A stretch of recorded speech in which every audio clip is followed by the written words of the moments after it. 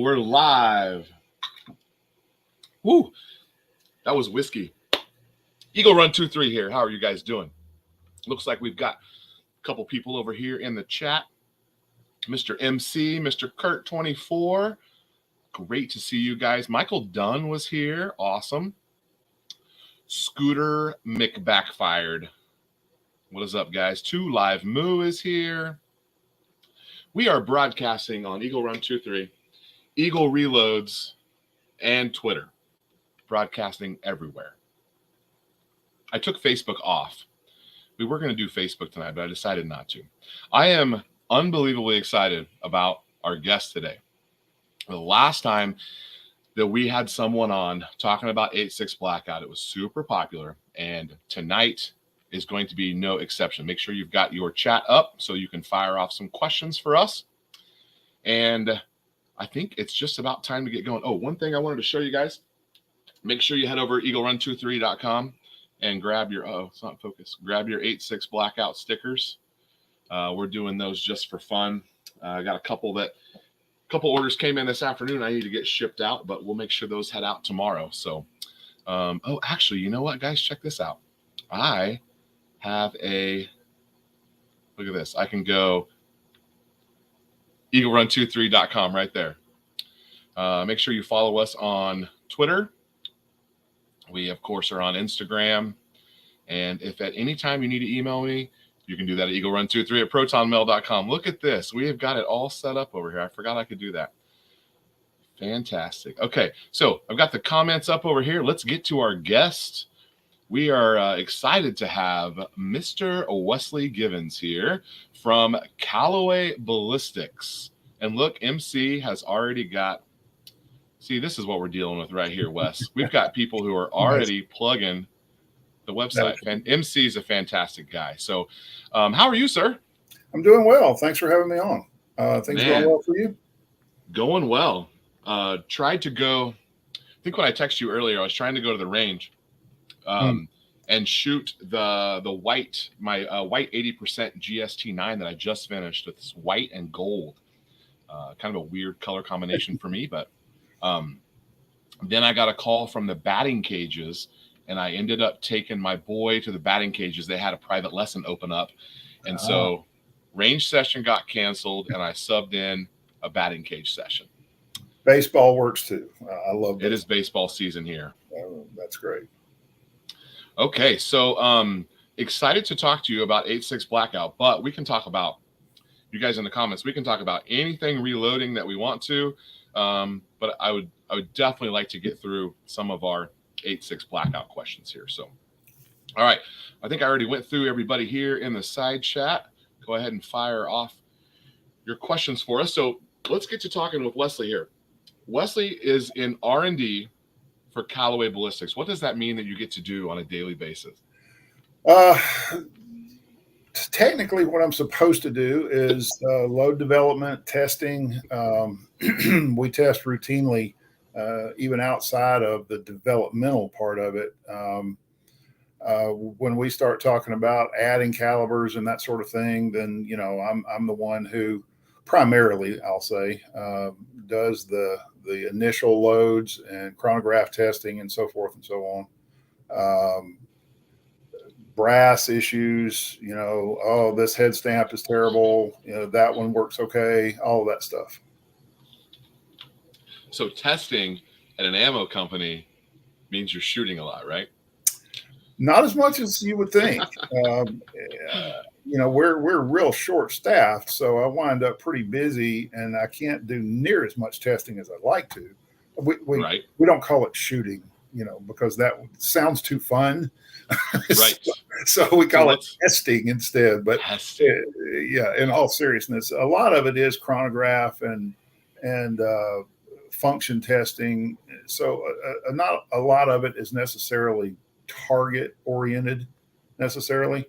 But, you know, if you like to work on the fundamentals, shooting through a chronograph without blowing the thing up is a pretty good way to do it. Exactly. So, yeah, so here's the number one comment that's going to be over in the chat. Everybody wants to test. Yes. Yeah, that So job's not open right now, but yeah, you said you were hiring. What the? oh, we're hiring operators, so I can test more. That's what that's about. There you go. But no, again, in all seriousness, everybody that works in the shop does get an opportunity to shoot pretty regularly, several times a week at least. Good. Okay. Okay. So it looks like MC put this up, and I gosh, you and I scheduled this like a week or two ago, but after we talked on after we emailed or text or whatever, I went to your website and I actually had some questions about some of this. Okay.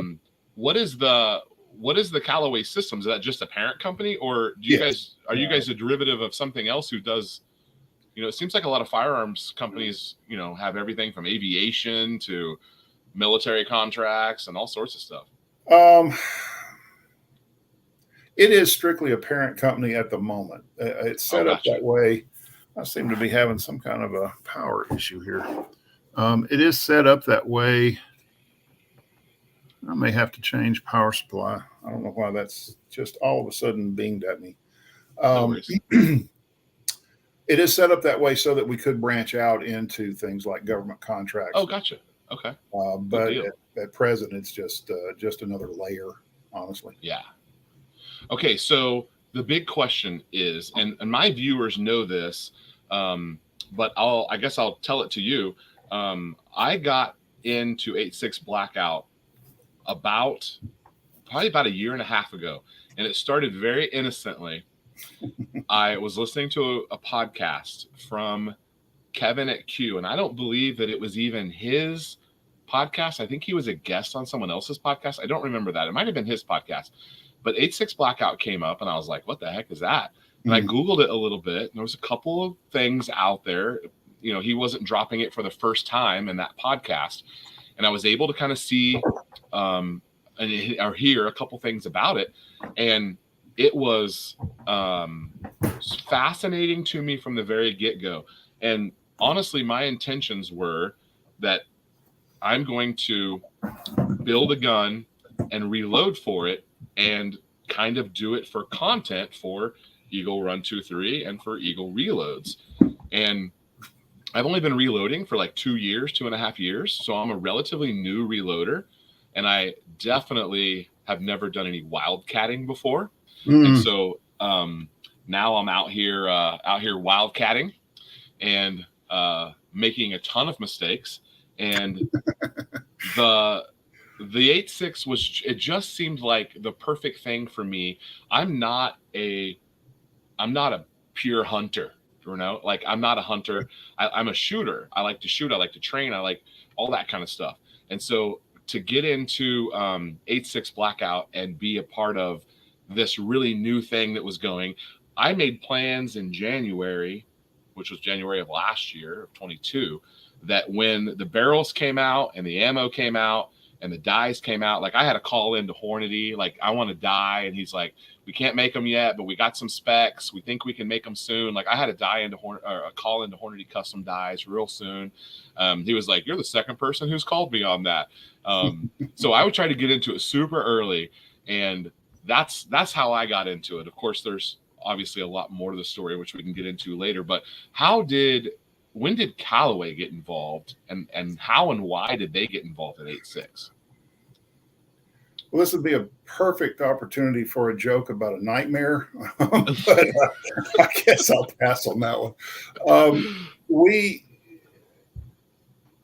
The 8.6 project is, interestingly enough, related to a previous one that we haven't completely abandoned, but it turned out to be a hairball out of this world, and that's 9x39 Russian. Oh, okay. We started trying to work on that. We haven't given up on it, but ran into some major difficulties with it. And a real good friend of ours, Alabama Arsenal, was working with us on that one. And he's the one who introduced us to the 8.6 Blackout very, very early on. And when would that have been? Like chronologically, when was that? I believe when he first talked about it and I Googled it, I found 3 articles about that caliber. It was Okay. pretty early. We Okay. didn't have a test gun. We didn't have a test barrel. We didn't have anything at the time. So Q was still talking about it. There was all kinds of, this company's going to make it, that company's going to make it, none of which ever did. You know, the early ones that said they were going to be in on it haven't done that. Of course, I don't know how much the COVID stupidity had to do with that, but right. All of that to say that Alabama Arsenal was actually pretty instrumental in getting us interested into it to begin with, and just grew from there, really. I've had 2 or 3 people in just the last week tell me, hey, why don't you know Alabama Arsenal? I'm like, I know about them, but we've never met or emailed or texted or anything. Like, I don't know them. I've heard about it. I think I just recently subbed to their channel. But I have another friend who I guess knows him maybe as a real person. So, yeah. Okay. So you guys decided that you were going to make ammo for this caliber right away. Let me be painfully honest. We decided we would try. Okay. So a little bit different from committing to, yeah, we're going to make this happen. It's like, okay, let's give it a shot. Let's see what it's about, see what we can do with it. And I'm the kind of guy that, you know, if you say, that's too much trouble, that's not going to work. It's like, okay, challenge accepted. Here we go. Yeah. And, you know, getting into the first few problems with it, man, I couldn't let go of that. It's like, I'm going to figure this out. We can make this happen. We can make it work. But we just got to figure out some bugs. Those of you guys out there that do hand load this stuff, you probably run into the fact that there's some brass head stamps that you can't make this ammo out of. It's stuff like that, you know. We are in on that for sure. We've pretty much figured out that 6.5 is the only way to go. A couple people are still trying to do the 308, but 6.5 is the way to go. We've talked. A couple people have tried everything from Hornady to Peterson to, you know, different types of brass. I've done S&B and Agia, Remington. We've tried a bunch of different stuff. Obviously, some of them work way better than other. Got to turn the necks. People keep saying, well, you could get into neck turning, not on a production basis. We can't know. Yeah. You know, that's if there is one obstacle we run into regularly with specialty cartridges that we're looking at, it's the volume issue, because there's a lot of things you can do on your loading bench, or I can do here at home. I've got a shop downstairs, a machine shop, as well as the loading bench and whatnot. So I do some nice custom work, and there's a lot of things you can do with that you can't really back up and do that on a production basis. Hey, Carl just signed in. Howdy, Carl. So if you know Carl, then you know why I know Carl. I do, actually. Yes, I do. Yeah, there's Carl. Okay, so he did a great job of saying, hey, I'm going to be in Alabama. I'm going to pop into Callaway. And he's actually who gave me your contact info. Yes. Looks like I missed somebody over here in the chat. David Wilcott is here. And yes, David, 308 AR-10 platform for the 8.6 Blackout. Now, if you were listening earlier when Wesley said 9x39, I believe that's on the AR-15 platform, is it not? That's correct. Yes. Yeah. I had heard about it, but I just recently watched a video on that 9x39. It's interesting. Some interesting stuff. So let's talk about brass, since I was going to go to barrels first, but let's talk about brass since you kind of left off there. I have actually not been able to purchase any Callaway 8.6 ammo.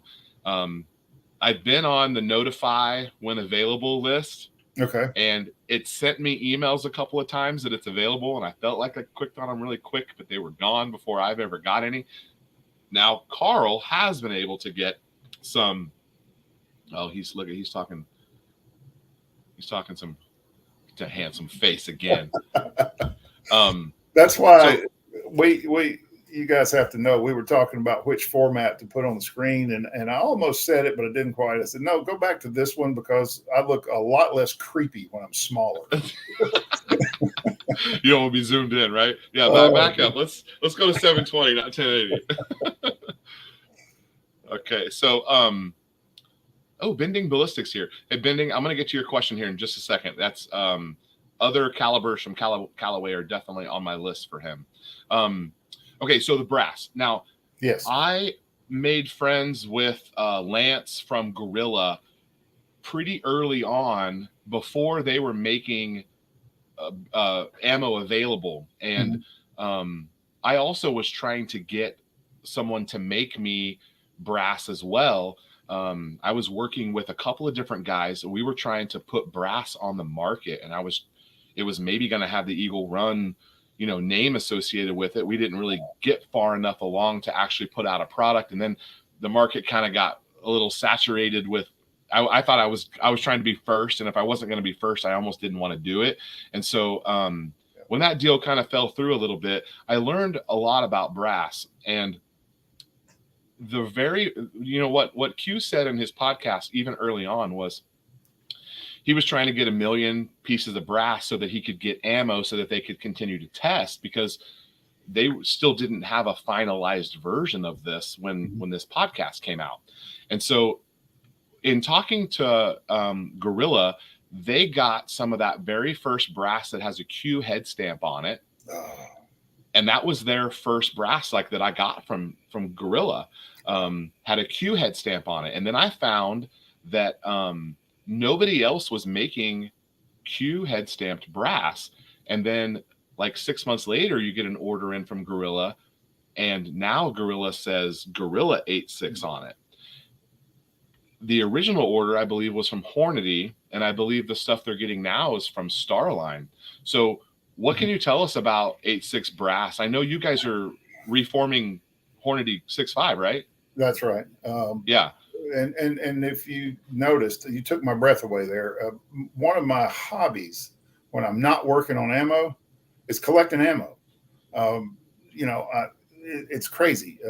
Part of the room behind me and some stuff over here in front of me, I've got about 1,800 different items of antique and special interest. And, I would love to have a Q head stamp 86. I have some. I'll send you one. 100%. Oh, that would be great. But yeah, that's where it's going to attract me a minute, because the collecting thing is a bug that I've never been able to find a cure for. But yeah. So talking about brass, we do use Hornady 6.5 brass. Even at that, we do have it's not unsustainable failure rate, but it's a noticeable failure rate. We do have some problems because we're trying to do a production level output. So the speed that we're running, and we don't actually have this automated yet by any stretch of the imagination, but we have some problems every now and then with setting necks back, collapsing necks into the shoulders. Splitting necks is a routine thing. And that's where we've eliminated a lot of head stamps. At first, I was one of those same guys that was like, I think we can make this out of 308 brass. No, ain't happening. I tried all kinds of head stamps. I tried weighing brass to get the lightest one. I did all kinds of stuff. Right. So right now, Hornady 6.5 Creedmoor brass is the most reliable thing we're running. Yes. And so in your production, you were saying you can't turn next production volume. So are you guys inside reaming? With the equipment we have, we can't. Let me put it that way. We're not reaming necks either. I did not get to go to SHOT Show this year. That's just how shorthanded we were. Damn it. But I wanted to go for the express reason. Most of the problems we have with all of our bottleneck rifle work has to do with trimming, deburring, and chamfering. Okay. And I wanted to scour the place looking for people who have new ideas or new applications for that specific function in case prep. Okay. And I'm still disappointed I didn't get to do that. But inside reaming is a possibility. Being a machinist, of course, the first thing that pops into my head is you've got an alignment issue. You got to make sure that how you do it on a production level, you got issues with the speed that you run. Most of the time, when you're doing something rotary to a case in an automated machine, one of the unexpected side effects you really have to work with is if that machine spins that case in the shell holder.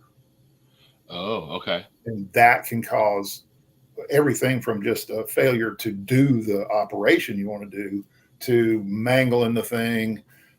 Even sometimes with our 223, we wind up with cases that have the mouths just jagged and screwed up because they spun in the case and the trimmer. Okay. And so all of those would be issues from a volume point of view that would have to be experimented with. We'd have to try stuff, see if it works. If it doesn't, figure out what's the best fix for it. And of course, if you're using a rotary type of a machine, then the problem is if you make your shell plate tight enough or your retention tight enough to keep the case from spinning, you're going to have a hard time getting it in and out of the shell plate. So yeah, everything has to balance to make the thing work. Interesting. Okay. MC says that I need to be swapping my swap some empty Q brass for some loaded brass from Callaway. And then David, we're going to come back to your question here about polymer cases. I have some more case stuff on my list here. Factory annealed or not with once fired? We have been talking about annealing a lot to see if that wouldn't solve some of our problems. At the moment, we're not getting a high enough failure rate to justify adding another step. Right. So I'm thinking if we weren't trying to do a higher volume, we wouldn't even be talking about it, honestly. True. Yeah. Yeah. I mean, if it's just, one-off stuff, right? There's no. Okay. Makes sense. Okay. So welcome here, Mike. Came over from Coop at C&T Designs. I know Coop at C&T. Let's see. Oh, and Mr. David is here, and still thinking of a hunting round. So Carl and I went and shot some Callaway ammo on Saturday. When was that? I don't even remember when that was. Last week at some point. Him and I went and shot some Callaway stuff, and we were I wasn't even paying attention, and I shot a water jug with a 288 Callaway subsonic. Ours are 285. Yeah, 285, and that's the ELD match. Okay, the match bullet. Yeah, and I had my camera all set up on it, and it was really anticlimactic because it just popped right through it, and it actually made such a tight hole that the water didn't even drain out. I did watch that video. You said, I think we can shoot that one again. yeah, we're gonna shoot that one again. Yeah. So we went through, and then we hit it with we got a much bigger pop when we hit it with the hunting round. Mm-hmm. And then we went through and we tried to catch a gorilla pedal, and it popped right through 5 jugs of water. So we're gonna have to redo that test. I ran out of water jugs. But that ELDM, Carl is saying, Callaway put a hunting round on the market. He and I talked about that. That's why he's asking, and we're still thinking about it. Yeah, I would very much like to. Yeah. Without getting into too much dirty laundry, I'll just say that we've got a bit of a chain of communication to go through to get new projectiles and so forth, and our volume already is so low. I'm not sure that we've reached a consensus on doing that just yet, but we are. If some of you guys have watched any of our Instagram posts, we are talking about getting into the sporting rifle rounds a lot more heavily this coming year. And if we did, we'd certainly add a hunting load to the 8.6 Blackout line as well. Okay, awesome. All right, looks like CT made it over here. What's up, Coop? and DKCA. What's up, guys? Good to see y'all here. Every time he comes on, he says this. What's up, Herbs? That's his opening line every single time he jumps in. Okay, so where is Callaway at with where are you guys at? Like, what's your current status for like production on 8.6? Is it, obviously it's limited by staff, but do you have other limitations in your chain other than staff? And what's the next level for you guys to put out ammo regularly for it? If anybody knows a secret to getting ELDM projectiles in bulk, we'd love to hear that. That's also, that alone is a constant issue. Our powder and primer supply is not too bad, but we do have trouble getting enough of the projectiles to keep going sometimes too. So it's can not you just staff issues, in other words. Yeah. Okay. Is there anything else about brass that you want to go over before we move to barrel or powders or stuff? It seems we've been toying around with some kind of incentive plan to get people to send us the fired brass back for some kind of credit. I've been wanting to experiment with fired brass with fire form stuff and we haven't really had enough of it to do that. And we do test a good bit, but as you guys know, the price of this crazy thing, we can't really shoot a ton of it. Plus, if we're limited on projectiles, we're burning up our product to some degree. But that's something I'd really like to look at is how are they going to hold up for second and third and fourth loads? So I don't know if anyone else has got as far as me, but I know there's a guy I had on talking to 8.6 a couple of weeks ago. He's probably one who's ahead of me on reloads, but I have some original Q brass that's got 5 reloads on it. Oh, wow. And I am annealing. I have an annealese that I'm annealing. And I have, and you know what? Now that I say that, I have not trimmed those cases either. Oh, wow. I've got 5 reloads annealed with no trims. And I'm at a weird spot because like I'm testing stuff for videos and it's not really real life because I might make 5 for a video. Sure. And then I may not touch that brass again for a month or 2. And so it's a little weird, but I felt like 5 or 6 reloads, I probably would start to see some problems, and I haven't yet. So, and it kind of depends on how it was made to begin with.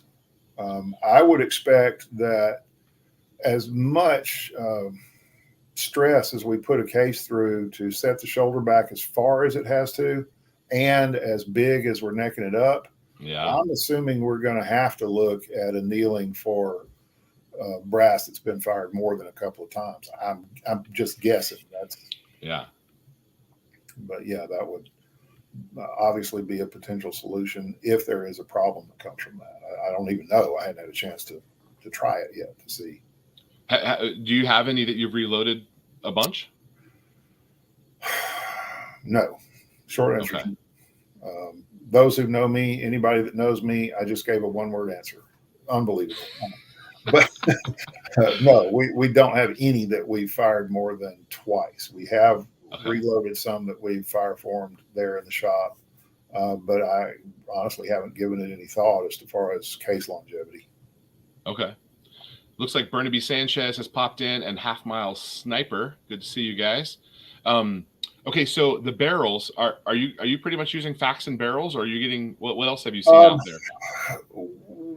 We've got Faxon.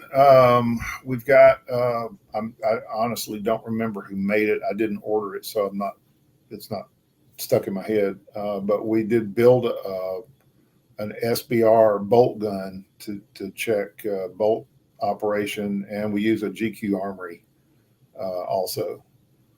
Okay. GQ Armory, I've heard of them. Moss Tech also is making barrels for those. Moss Tech. I was about to say I'm not sure.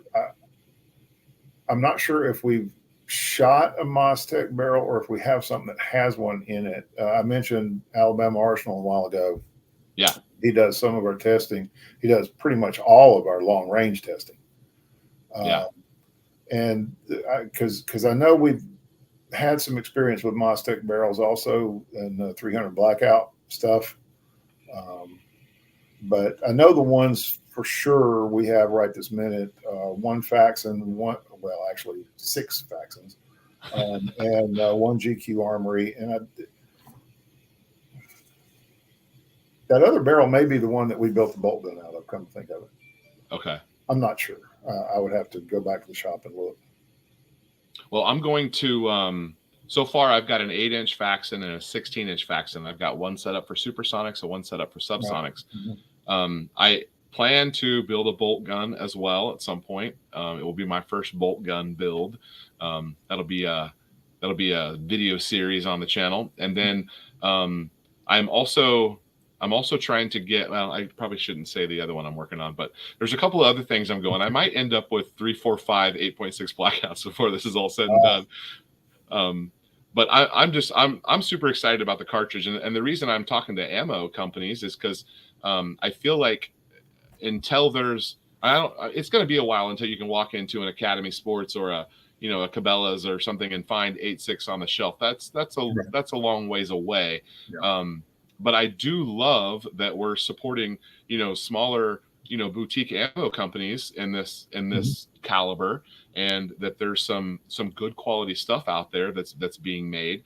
And then, guys like me that are reloading it, that are just completely destroying perfectly beautiful guns with our reloads. So I feel like its caliber is going to be challenged long term if we don't have the support of people making ammo, because not everyone is going to reload. Sure. And if it's reload only, then it's a wildcat, and then it turns off a lot of people. And I just want it to be successful because I love the cartridge. I know that it's not the end all be all cartridge, but the job that it does really well. Like, it's really good at the 2 or 3 things it can do.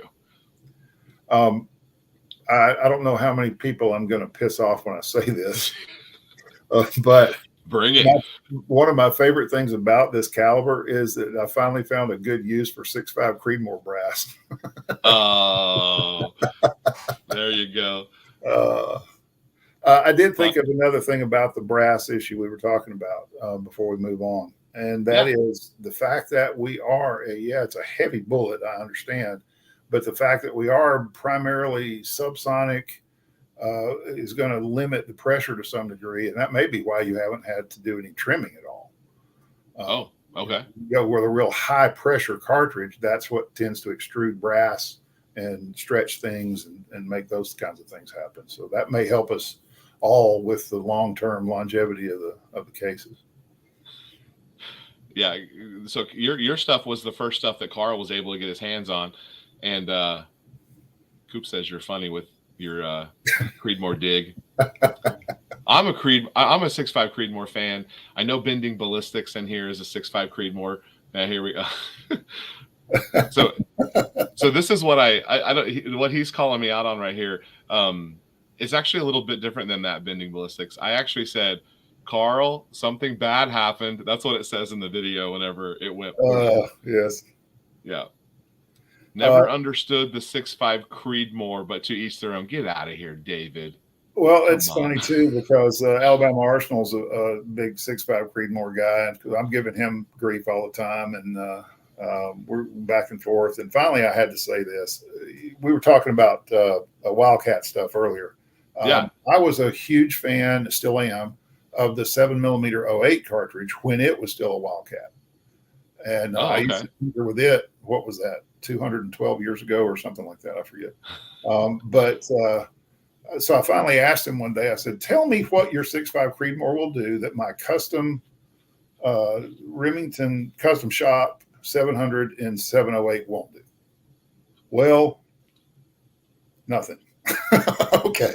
It's perfectly okay cartridge. I just like to, stir things up every once in a while. That's all. Well, half mile sniper's hopping in with you. He says, "Isn't the 6.5 Creedmoor a man bun caliber?" And I know that is a Hootie Hoo quote because I've heard him say that before. Yes, yes. I skipped Creedmoor and went with Grendel. Okay, so we've got a lot of questions. We're gonna briefly pause our 8.6 blackout because we're getting spammed over here with the Grendel gang, of which I'm a part of. Okay. I guess this could be a yes or no question. Will Callaway Ballistics produce a 6.5 Grendel for sale? Actually, it's not a yes or no question. It's a possibly. So what he's saying, guys, is you need of other things on the plate that are in front of it. Okay. He's also saying fill out your applications at CallawayBallistics.com, and they need staff. So it's also what he's saying. Good gracious. Yeah. I could do my ballistician R&D job a whole lot more thoroughly and more often if we had people. I actually stand in front of a production machine most of the time right now. Just because we don't have enough people in there to run the stuff. We got to get you off a line, man. We need some innovation. So speaking of innovation, one of the things that is on my list of why I like the 8.6 Blackout is that, and this kind of ties into our twist conversation here. Mm-hmm. One of the things that I love about it is we are pushing bullet technology pretty heavy with this caliber. And I like that's going to spur innovation, and it's going to help other calibers long term, what we're doing here with this caliber. I feel like I'm like a official 8.6 ambassador. I'm just a fan, guys, but I can appreciate that there's multiple levels to why I like this. And one of them is, so the simple question to Silicone Sword is that supersonic, you can't really spin it that fast, that long, right, at that speed and be cast. But that just means right now you can't, because there's some guy, because these bullet cast guys are awesome, because they come up with. Are you a bullet caster? I've tinkered with it well in the past, but I'm not involved in it right now. Man, these guys and their recipes are phenomenal. I love what they do, and they come up with, we're going to put a pinch of salt and a piece of grass in there, and it's going to, I love it. I absolutely love it. A bat wing and yeah, we're going to put a frog leg and a bat wing in there, and it's going to be just fine. So, cast projectiles for the most part for 8.6 are a no. And they're not. You could do it, and you could probably get away with it on the subsonic stuff. The problem is that saving 75 cents and blowing up your $1,500 suppressor is probably just not worth it. A 1 in 3 twist is pretty doggone tight. It's a ripper. You have to be very, very careful with your muzzle velocity, because that's the ultimate purpose. The faster you push it through that rifling, the higher the rate of rotation, and it's the centripetal and centrifugal forces inside the bullet at that spin or where the problems come from. And so you got to be real careful with that. And anybody who has done a lot of bullet casting knows, like, for example, usually you pitch the first couple of batches that you run through your mold until you get the mold to a constant temperature, and blah, blah, blah, and all this other stuff. So if you get one little swirl in one of those castings, that bullet may not be as integrally secure as another one, and it may come apart at a lower speed than the other ones would. Just stuff like that. As the one before it and the one after it. Quite. Yeah. Chris from the 740 is here. Good friend, Chris. What's up, man? So I hope we were able to answer Bending Ballistics' question about the Grendel before he had to go back to work.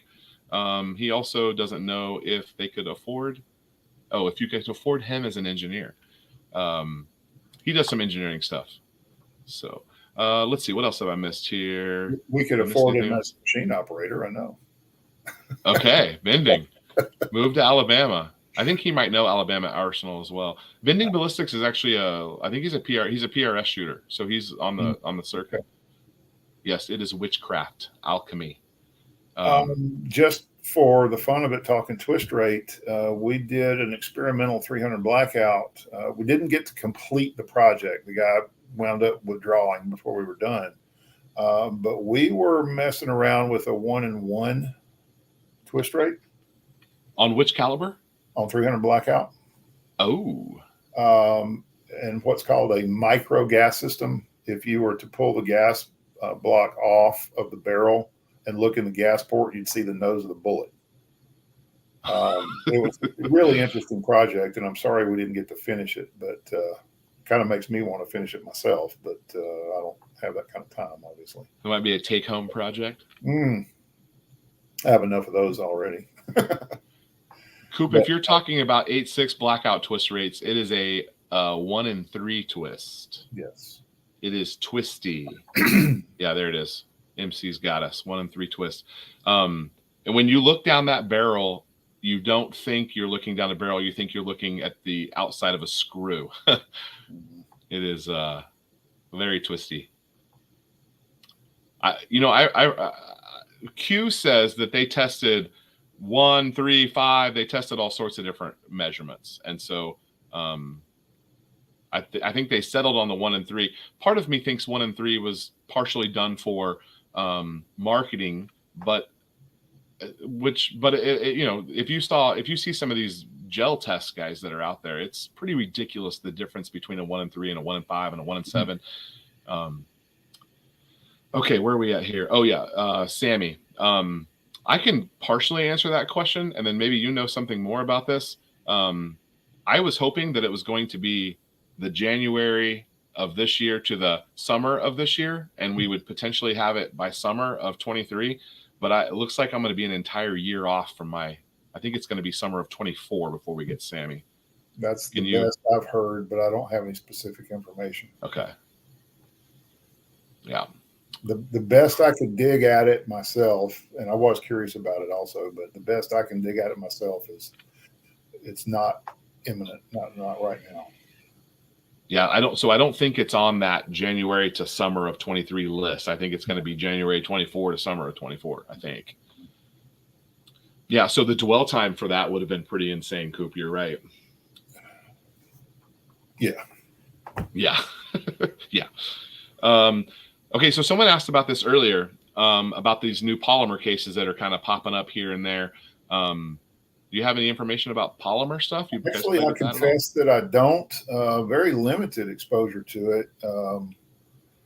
Some of the West German 308 stuff that I messed with several years back is as close as I've come. So I really don't have any useful information on that.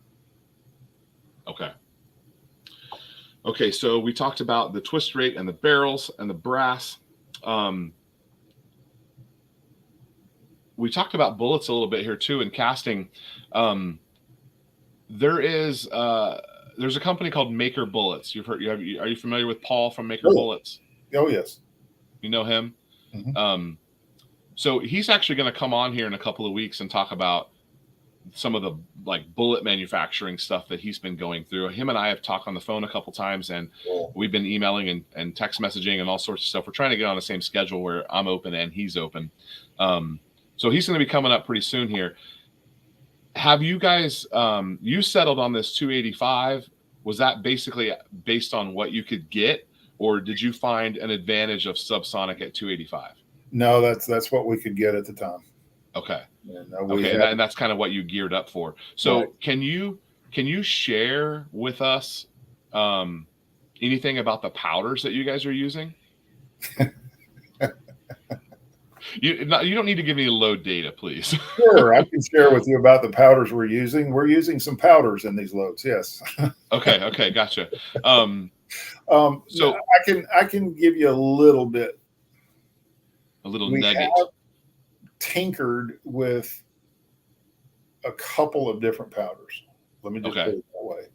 And we did actually settle on a commercial powder, not a bulk supplier powder.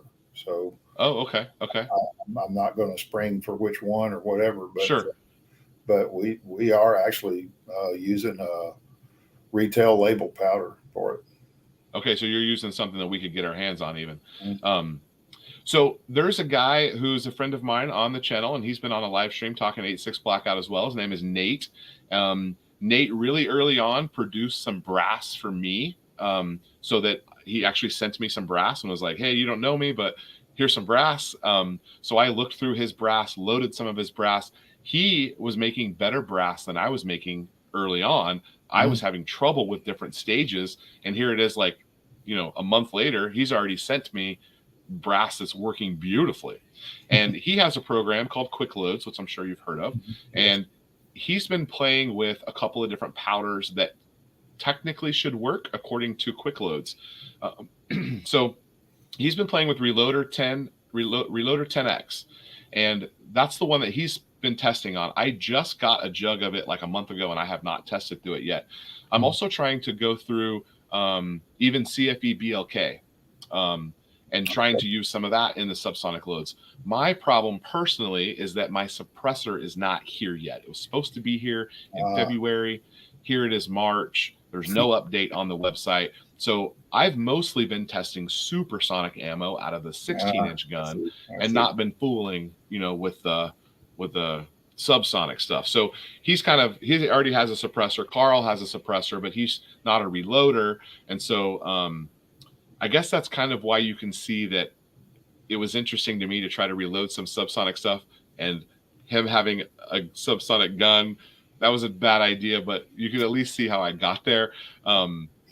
Never again will that happen, but you can tell I don't usually hesitate to just poke fun at whatever I feel like, and I'm not trying to do that right now. Okay. That's why I said that. But that is, it's a painful memory, I'm sure, but that is the issue with the Wildcat category is, we're tinkering around with stuff, and there is no, a bunch of people are going to object to this statement, but there is no real published reliable data. Yeah. Because everybody is tinkering, and the combinations of actions, gas systems, head spaces, all the rest of that mess. I've done, we could go back to the 9x39 project and talk about it. And I've gotten some stuff from some very well-known custom builders, try to duplicate the load that they say, and it won't work in what we put together. So that's kind of an issue anytime you're going with a Wildcat type situation, is the variations in the different platforms are going to change the performance of the load. And sometimes you can ease over into there's a situation I won't go into detail about, but a guy decided to extrapolate a particular powder that was meant for mid-size bottleneck rifle cartridges down into the 300 Blackout one time, and just about scattered gun parts all over the countryside. So, it's not that simple. I know most of the guys who are tuned in probably understand this, but you can't just extrapolate up and down the scale. It doesn't work like that. Case volumes and all of that mess has to work together, and things can go really creepy outside that envelope. Yeah. And, Faxon put out a loadout sheet, right, with a couple, I think it maybe just had one or two different powders, but they use that accurate for both supersonic and subsonic. And a lot of people were saying that their supersonic loads were way too hot. That was published data. Yes. And I know that's not like in a book published data, but it was still right. It was all we had. Yeah. When you've got, that's kind of what I mean, both from a positive and a negative point of view, if there is. Right. Published data from a barrel manufacturer, from a bullet manufacturer, powder manufacturer, and so forth. That's better than nothing. Yeah. But it's not like, okay, we've been testing these powders and this load with this bullet for this many years, and it's not even remotely fine-tuned yet. And that's right. Really the issue. What I don't trust is when, so-and-so said he uses this. So that's what I'm going to do. Scary. Yeah, Scary. there's a couple of people who have put they've published on YouTube, right? Mhm. What their loads are, and I've tried to resist as much as I can on that. I think some people are um if I'm showing my worksheet and I'm like, hey, we're going to test this right here, like you could maybe zoom in and read, what I said I'm going to do, but like I didn't put it out there from Mhm. I said, hey, I'm testing this, like I'm going Right. to go shoot it and that'll be in the next video type thing. But it's when there's nothing else to go on, people are grabbing at stuff. I mean, Yeah. I tried to get some loads from AP 2020 that he was talking about, and I wrote all that data down, and I've got a little workbook of some different stuff I'd like to try down the road. But I really like I like that Nate has that quick loads program, because Mhm. he's like, anytime you want, just shoot me what you're looking at, I'll plug it in and we'll see if it's close. Right. And let me rephrase myself a little bit. I'm not saying anybody that does that's an idiot. I'm not Sure. saying it like that at all. I'm saying we have to accept the risk of what we're doing. We're Yeah. tinkering with the edges. We're going into places where there's not a whole lot of reliable information, and so we just have to understand that's a risk, and Yeah. that's yet another reason why ammo manufacturers don't publish recipes. A Right. lot of the time. The big guys don't, because one little slip up and there's a problem. Right. But it's maybe it's what increases the interest in the Wildcat department so much. But the fact that nobody really does know for sure about this combination of powder and primer and bullet and what will this do. Um, where would we be without the question, what would this do? That drives most everything that has resulted in any kind of an advancement. But we do have to recognize there is a risk involved too. So David has a question here for you. Is the bolt action rifle that can change different caliber barrels like some semi-automatic rifles? Oh, can you change barrels on bolt action rifles? Is that what he's saying? Is he talking about the like a Browning A bolt? Yeah, maybe so.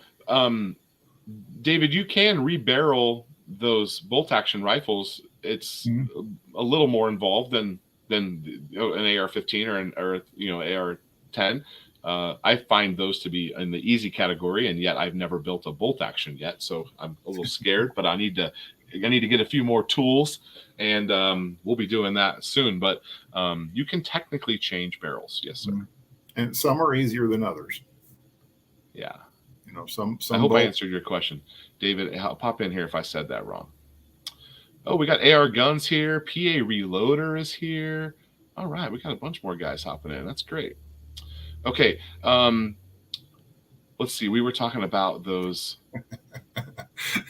C&T Designs. That's yeah. What is he? Is it this one? Yes. That's why he says what's up first. I just know that's the first thing he's going to say, because he comes on the live stream, and I've even seen him on other live streams, and he says the exact same thing. PA Reloader, AR guns. Yeah, good deal. Okay. All right. Next couple things here on my list. Oh, case gauges. Let's talk about case gauges. So, Yes. The fine folks over at Sheridan Case Gauges have made a phenomenal case, and I believe that this case gauge is the reason that my channel has doubled from 10K to 20K in about 6 weeks. And it's mostly involved around about 3 or 4 videos with this case gauge. Now, I believe you said you have one of these. Oh, it's yes, right there. Okay. Case gauge gang. When Carl when I first met Carl, he had some Callaway ammo, and I had some Gorilla ammo, and I had some reloads. Now, obviously, I had made my reloads so that they plunked just fine in this case gauge. A couple of the Callaways I plunked in there, and A couple of them were a little snug, but they went in just fine. Mhm. You could tell that in normal operation they would have fallen right in. And then I had some ammo from another company that would not go in. Mhm. So not Callaway and not Gorilla, another company. Their ammo would not case gauge. What do you think's going on there? There's a couple of issues, I think, and this is speculation to some degree. One Sure. of them is the fact that we talked about already, and that is that this is not a SAMI recognized cartridge yet. So there may be, you know, could there be a difference in the Sheridan gauge and chamber of a given manufacturer's rifle barrel? Sure. So you can imagine being in the full-time production business, how many different case gauges we've got sitting around. We've got gauge blocks, dozens of gauge blocks, 50 round, 100 round gauge blocks for 9mm, and ganged gauges for 223, and so on and so forth. The single gauge that I use to QC the 9mm, the high output 9mm machine, is tighter than the ones that we gauge all the ammo that we box up to sell. Okay. So is the Sheridan gauge slightly tight compared to the typical chamber? It could be. Yeah. We don't really know that.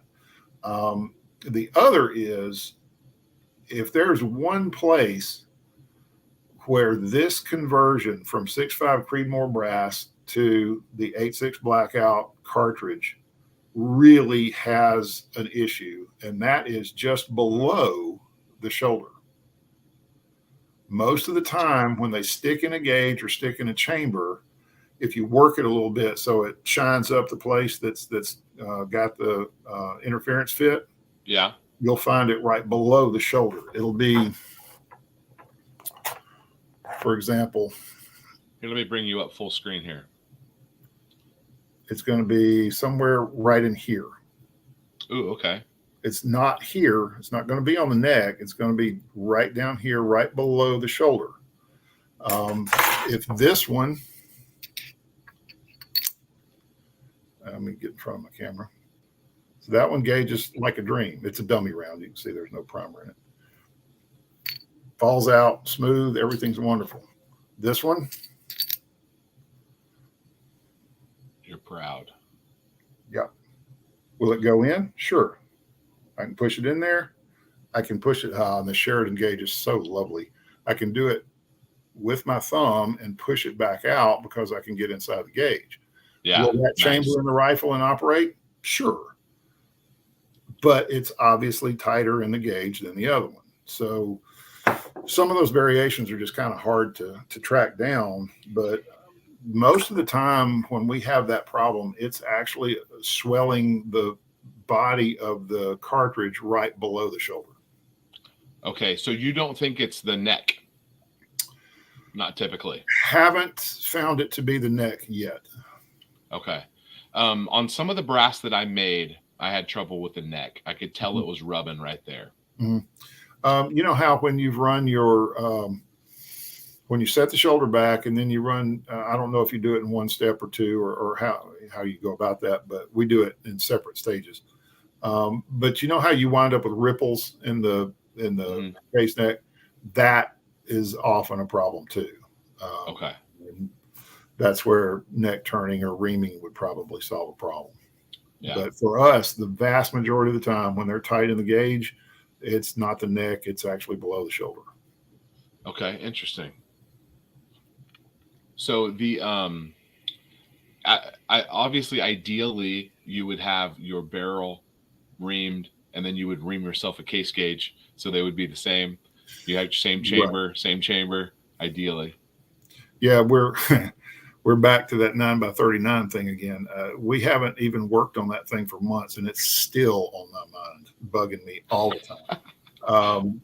We fire formed some cases and sent them off to have our hydrostatic die made. So we think we probably caused ourselves a problem we didn't realize at the time, because it turns out there's 3 different sets of specs for the 9x39 cartridge.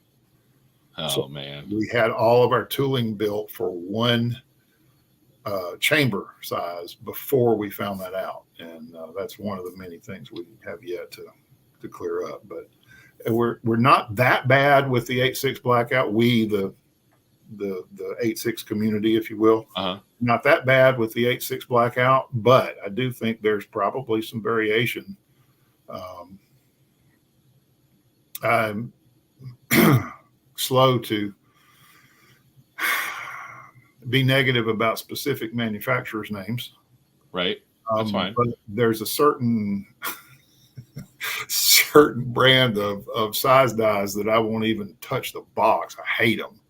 Okay. And I would put those at one end of the spectrum, and stuff like Redding at the other end, and say, okay, you know, we got variations between size dies compared to whatever chamber we're loading for. There's a lot of fine tuning and detail work still to be done in the 8.6 Blackout. It really is.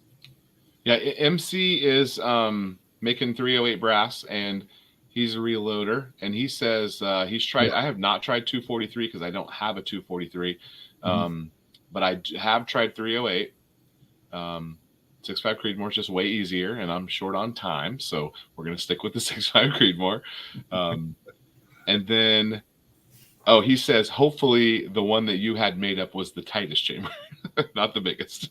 I'm afraid not, because that was the problem. As we started having a couple of other people that we sent to ammo for them to test, it flat will not run in their guns. Yeah, it's a big deal. The 9x39 is a nightmare compared to the 8.6. 8.6 is just fun. But yeah, I agree with him. I haven't tried 243 either. I've come full circle in my 43 years of loading and whatnot, and 243 is my favorite again. Nice. Okay. But so I wouldn't burn up too much 243 brass trying it. But the 308, I think the deal is most 308 brass is thicker walled, where the neck winds up being when you set the shoulder back that far, and that's why that doesn't want to work. You're making a shoulder out of a case wall. Yes. Yeah. So you don't have to comment here. You can keep a poker face, but I'm going to put these two comments on the screen here. Does it rhyme? What does the die rhyme with? And then the other one is it a 3-letter brand? So you can just keep your poker face.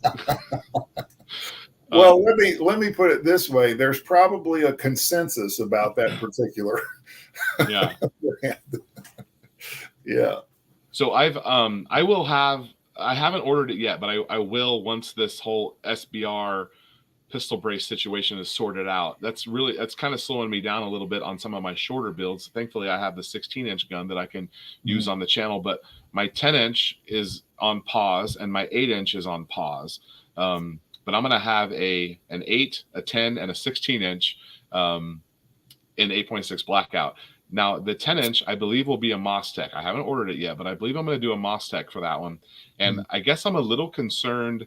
Hopefully, it doesn't end up being an issue, but switching between the two Faxon barrels and then the Mostec barrel, I hope that I don't have any problems with switching back and forth between there when I'm doing. I don't want to have to make custom ammo for one gun, but I am making subsonics and supersonics anyway. So, yeah. I don't have enough data to really be adamant about it, but I think, well, let me put it this way. If you come up with a load that you don't have to tailor for each of those different barrel lengths, you'll be ahead of me. Okay. Well, I'm hoping to find a subsonic for the 10 and the 8. Right. And then the supersonic, I'm ripping my supersonics. I'm up to like 2,300 feet per second. Oh, wow. And so I didn't think that above 2,100 was going to be possible, but I think 2,300 with the bullets I'm using, I don't think I really need to go any faster. I might see what's out there because I haven't had any pressure signs yet with what I'm doing, but so I'm interested in that. What's the twist rate of that barrel? It's a 1.3. It's a Faxon 16-inch. Wow. Okay. Yeah, I hit 2,300 with a hammer bullets. Okay. And they're Very interesting. and a Barnes TSX 210 and a Hammer 205 grain. So 210, 205, and I can get them up to 2300. I have seen on Facebook that there's some people who have gone faster than me, but I'm not trying to set a speed record here. I just, if that bullet is going to perform better in its target, because if I shot a hog with a supersonic 205, I want it to, rip open nicely, and it should be spinning at like 600,000 or 700,000 RPM. So should open right up. Yeah, that's the point. You want practical field accuracy, and you want bullet performance. It doesn't have to go faster if it works right. Yeah. Okay, let's see if there's anybody else over here with a question. Yeah, so I think that's what you're saying. You're getting some velocity differences between your 10s and 12s and 8s. Do you personally have an 8.6 that's like yours, or is it just a company gun? Or no, at the moment I don't. I've been thinking real hard about building one, but I'm having the same problem. It's like, okay, if I put my time into building one, which one am I going to start with? I don't, not yet. No. So, for your intents and purposes of what the 8.6 Blackout, answering the question, why 8.6, what would be the job that you would, that grabbing your 8.6 Blackout and running out the door, what would be, what situation is that your first choice? Thank you for the opportunity to air out one of my long-standing commitments. Heavier bullets are always, always, always, always better. Okay. Always. So to me, the big advantage of the 8.6 is you got that honking softball stuck in the end of that case that you're going to launch downrange. Yeah, the thing's got a trajectory kind of like a volleyball, but still, the whole debate about 9mm and 45, and I'm not going to start all that trouble, but I've always said heavier, slower bullets better, always. And to me, the proof in the pudding is look at the long history of African game hunters. Okay. They never, ever choose lighter, faster bullets, ever. Always heavier bullets for better penetration, for better impact, always, always, always. And so I'm crazy about the fact that for practical hunting purposes, I know a lot's been written or said about the 8.6 as like a home defense or personal defense cartridge. I'm a certified firearms instructor with 3 different organizations, and my background is in range management and so forth, and instructing and chief range safety officer and blah blah blah and all that stuff. So one of my big soapboxes is if you're going to defend yourself with something, you need to train with it a lot. Right. Well, this sucker is expensive as heck to train with right now. I mean, $3 a shot is what we usually say. So that's the downside to it. But from a personal defense point of view, you don't need a 3,200 foot per second 55 grain bullet. Right. Yeah, I like a 285 grain 900 foot per second bullet. If I'm going to hit you, you feel better if I hit you with a fly swatter or a baseball bat. So I'm crazy about it. If I'm crazy about it, I'm crazy about it because it's my wheelhouse. It's a bigger, heavier, slower bullet. And that, for my whole philosophy. So a lot. So if you're like for me, I might shoot an occasional deer, but mostly I'm shooting at hogs. I was interested in the 8.6 because it gave me an excuse to buy a suppressor, which I've never dabbled in suppressor. So I got one ordered last summer, and then I'm a huge fan of short barrels. Love short barrels, and the fact that it was designed to spin up and perform in a short barrel, and that you could shoot it subsonic. Like, why. I don't know. Like, there's you can shoot a hog with anything, like literally, but I feel like that is one of the things that that sub 200-yard deer hog, man. I think it'd be my first choice for that. And I have other calibers and other guns that that have been doing that job for me. So, but I think this is going to be better. So Bending Ballistics said, did I miss your comment? I think we did talk about Grendel Bending. He was the one who was really wanting to make sure that we talked about Grendel. They don't have any plans anytime soon to do Grendel, but potentially down the road. Yeah, is that right? It's a possibility. We don't have plans to do it, but it's certainly not ruled out. There's okay. These are mostly rifle guys I'm picking up on.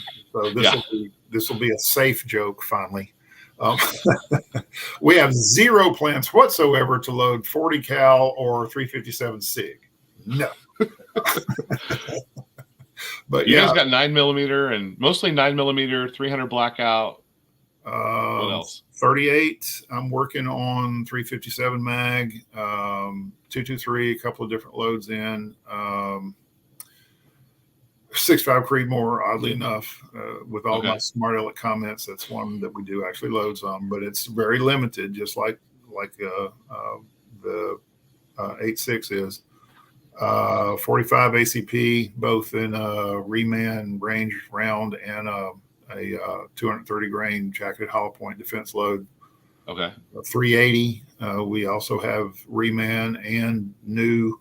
A lot of people say the 380 is pointless, and I have been one of those people for ages, because the bullet doesn't move fast enough to expand.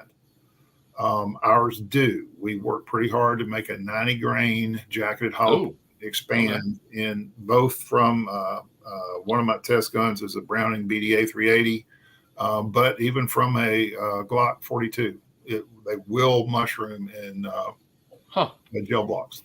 So we do all that stuff. That's not going to make me go buy a 380, but good to know. Good to know. Okay, our buddy G23 is here. What's up, G23? And Dale Pogue is here as well. Awesome, guys. Good to see y'all. Okay, here is a off-topic question for you from our buddy MC. And have you seen the 338 Razorback? Have you seen this little dude? So it looks exactly like what you think it looks like. It looks ridiculous, and I don't know that I've never taken it seriously. Let me put it that way. But you're familiar with it. You've seen it. I think I've seen that. Yes. So it looks ridiculously awesome or hideous, but it's beautiful type thing. The bullet is 2/3 of the cartridge and 1/3 of it is the case. But they're subsonic only, and you can rip them in an AR-15. I think they're cool, and they would be fun to plink with, but I don't know that I'll ever have one. It'd be real fun to plink with, though. I bet they're, from what I've seen, they're just real quiet. So. Oh, I'll bet. Cheap Creep is here. Welcome. Oh, Bending did say something about. He's a robotics and mechanical engineer. He was the one who was. We were trying to get a job, I guess. Well, yeah. Get in touch with me. Good grief. Yeah. All we can say is no. Exactly. Okay, so we went over a lot of with 8.6. If you guys have anything else that we're missing, we talked about the calibers that Callaway has, and MacMan Reloading is here. What's up, MacMan? MacMan is a Mac tool. He's a Mac tool guy, and so his MacMan, he does a bunch of reloading, does some live streams and stuff. Good dude. So what else is on my list here? We talked about the case gauge and reloading. I guess I thought maybe that you might have an 8.6 that you've plinked with, but probably mostly that's work related. Also, when Callaway's paying for the ammo, that makes it a little bit better too. No, it actually makes it a lot better. Yeah. Okay. A lot better. Fair enough. Okay. So he did say if anyone is needing, they are hiring. So hit up Callaway if you're if you're inclined. Anybody that wants to work in the ammo industry, this is your chance right here. That would be super fun. I would mention something about bullet seating depth. Ooh, okay. Most people stop with that subject at the how far off the lands and grooves do you want the bullet ogive to be? Okay. But you'll find if you seat the bullet out too far, that's the source of some of the feeding issues as well. Yeah. If that bullet sits out too far, and I've seen some people sit them out there, it's like, do you have any interface between the neck and the bullet? Jeez. But if that bullet's sitting out so far in front that it's raking the inside of the chamber as it tries to go in, that's going to screw up the whole feeding operation. So there's more to bullet seating depth than just rifling engagement. Yeah. So I had one of my first reloads. It had been tested. I was happy with it. I went and made up a batch of it, and then my son and I headed out to go hunt some hogs. And luckily, we did not see a hog that night, because when I chambered around, went into the deer stand, him and I hung out for a couple hours. We saw a bunch of other animals. We did not see a hog.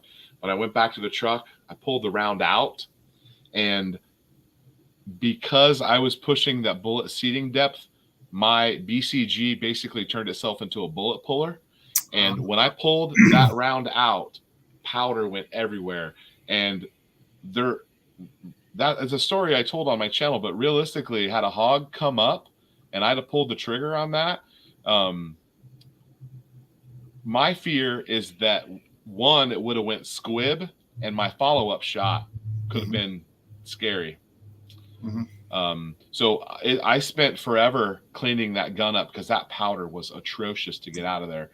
And I had to take the whole thing apart and just go to town on it, because I couldn't get the powder out everywhere. But anyway, the seating depth is a big deal. And some of these bullets 100% work better a lot shorter than what you think. Stuff them in there, boys. If like in the case of what happened there, if you jam that bullet into the rifle and good and hard, even if it doesn't spill powder everywhere until you pull the case off of it, you've got a much higher pressure spike to get that bullet to start moving, and that can overpressure your whole firearm.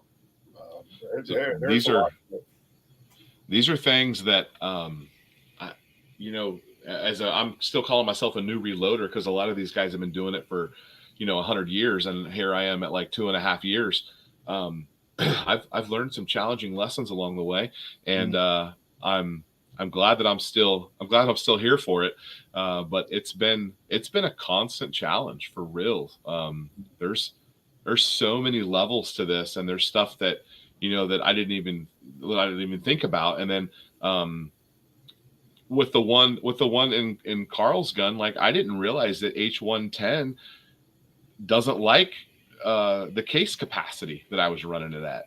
And like, that's not something that I had ever come across before. Like, that was my first time using H110, and normally you're filling cases up pretty full, but this one wasn't very full. And it turns out H110 says, I forget the exact number, but like, it wants a 60 or 80% case capacity to perform properly.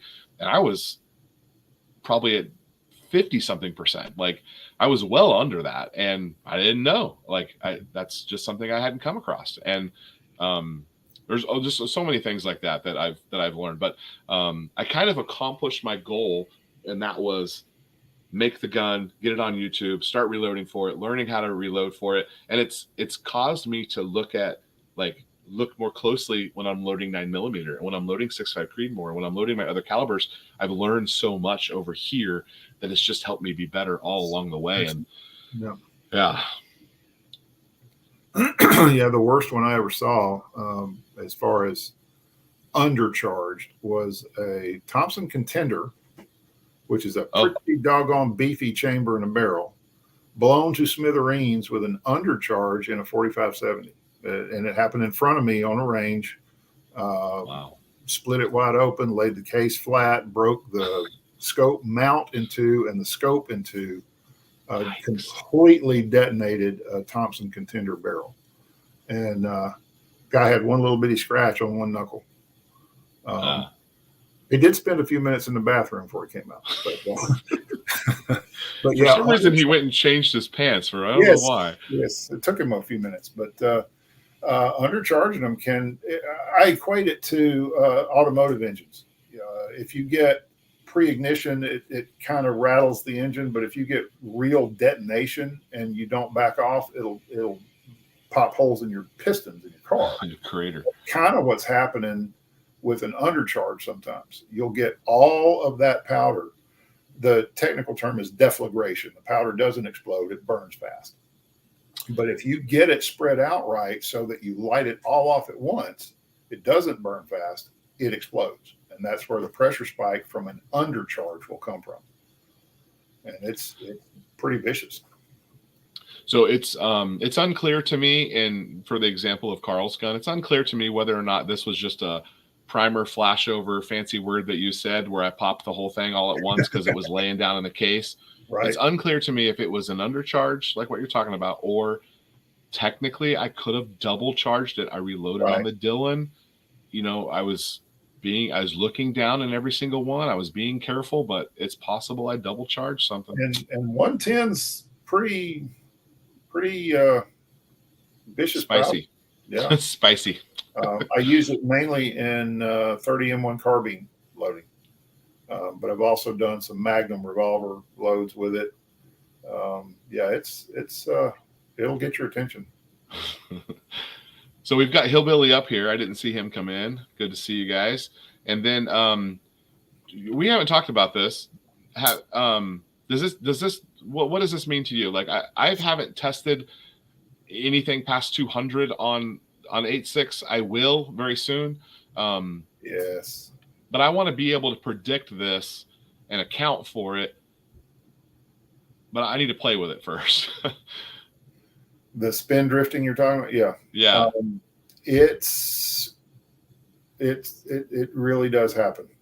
I mentioned Alabama Arsenal does our long range testing.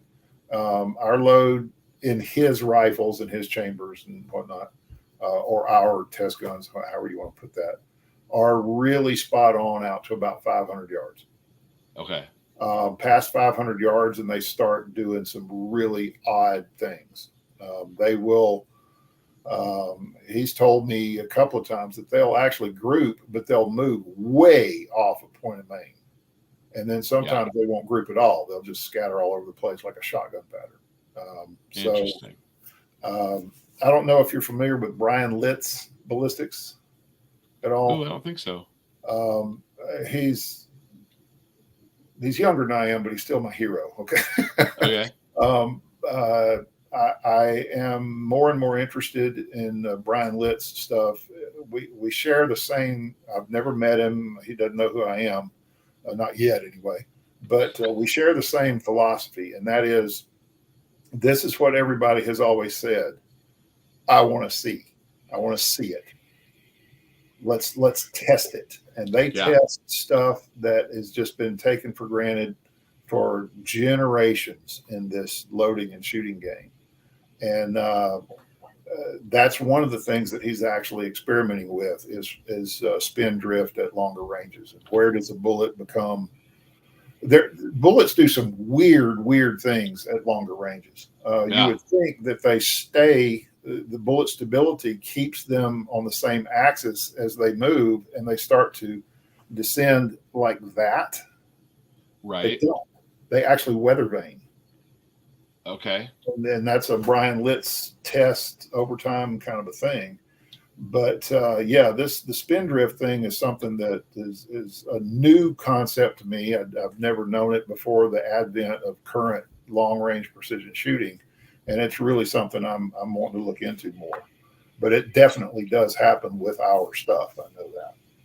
And you said his name was Brian what? Litz, Litz. Oh, okay. All right, I'll look him up. I think a lot of times on YouTube we have people who we see something and then we take it as that's just the way that it is. I'm with you. I understand that spindrift is a thing, but I want to see what it looks like in my scope. I want to see it I want to go down there and look at it on paper and compare my point of aims at 100 yards and 300 yards and see what's actually happening. I'm kind of glad that I'm able to like put together a list of things that are working, and I'm focusing on supersonics right now, but here's what's working for me in supersonic. So I get a load that I like, and then I can go see, well, what does that load do at these different ranges? Mm-hmm. It's kind of been an unintended consequence because I really wanted to be shooting subsonic right now. Oh, we got a link for Brian. Okay. All right, guys, over in the comments, there's a link to his channel. We do not, none of us know him, but we're going to go see what he's up to. I confess, I just got familiar with him recently within the past few months. So okay, there's 3 volumes of tests and stuff that they published. I don't have those books yet. If I can share my dream for when I grow up, and you see the color in this beard. Okay. But yeah. When I shorter, grow up, it would be. I would actually love to go study and experiment with Brian Litz and their organization sometime. Love to learn some stuff from those guys. Oh, that's awesome. Okay. You have hopes and dreams. Hopes and dreams, yes. Hopes and dreams. All right. There's always something new to learn. Like I said, I've been doing this mess off and on for 43 years. There's always something else to learn. The guy that says, yeah, I know all about that. I've done everything there is to do. And you make me nervous already. Well, I can tell you that my 7-year-old at the batting cage already knows everything there is to know about hitting, and that's not frustrating for me at all. Oh, well, good for you. Good night, Carl. Carl's headed off, it looks like. Him and I are going to go shoot out some distances, so that'll be coming soon. I don't know if we're going to my property or his property, but we're gonna go shoot at some point, maybe here in the next couple of weeks. So he's a good dude, and I'm glad that we made his gun whole again, and we even upgraded it a little bit. So I'm glad he's not too mad at me. We've been able to be friends. We've had lunch, and we've met at different times exchanging parts, and we text and talk on the phone and stuff. So he's a good dude. Okay, so I enjoyed his visit to the shop. He came to pick up ammo, and we wound up, just talking for a good while, hanging out. Enjoyed that. Yeah, he's a good dude. Good dude. Okay, so what was I just fixing to ask you? Dang it, I lost it. We were talking about your hopes and dreams. Where did I go with that? I don't remember what it was. Well, if there's something that comes up and you want to say, hey, some more people need to know about this, let's stay in touch. And sure, absolutely, you guys can you have an open invitation here to come hang out on the Eagle Run channel and help share everything with everyone. If there's a new product coming out, we like to know, oh, look who's here. There he is, Mr. Alabama Arsenal. So yeah, I need to reach out to him. I know who he is. I know a couple people who know him, but look at him. Oh, see, I've never even mentioned Litz to him, and he knows. That's excellent. That's excellent, though, right? Very cool. It's very on brand for him to know that. I would have guessed he would have known that, right? Very cool. What are your lead times for production right now? Yes. Next. Yeah. It literally depends on the projectile supply. We